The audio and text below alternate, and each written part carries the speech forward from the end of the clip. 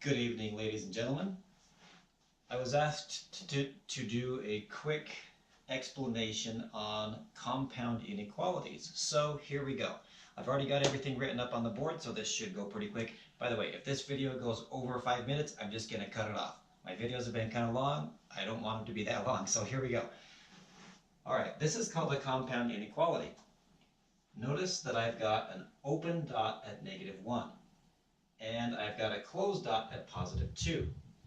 And then everything in between -1 and +2 is shaded in. So here's how you read a compound inequality. Notice that if I cover up the 2 and I read this thing backwards, it says x is greater than -1. And then if I read it the other way, it says x is less than or equal to +2.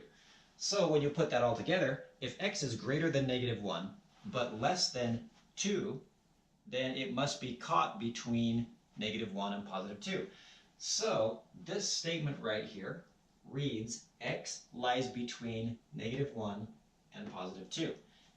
Now, if it says or equal to, then it means that x can equal 2.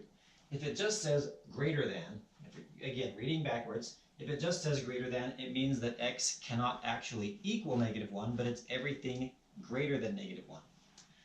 All right, now that's one type of compound inequality. The other kind that you're going to see on a number line is this type, where x lies outside of your 2 points. So the 2 points that I've got mapped out are an open dot at -2.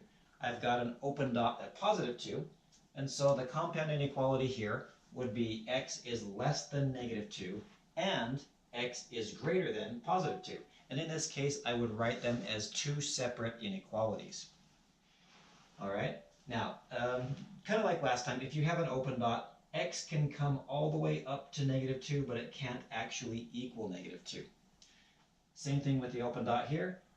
If you're coming from positive infinity, it can come all the way back to +2, but it can't actually equal +2.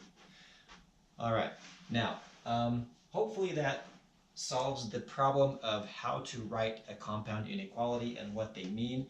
You're going to use them a lot at the higher levels of mathematics. I will do other videos that involve compound inequalities that also involve graphing on a XY coordinate plane, but for now, let's call it good. If you have any questions or I didn't quite answer the question that was asked, please let me know in the comments below. Thank you very much. I appreciate each and every one of you. Thank you very much and have a good evening.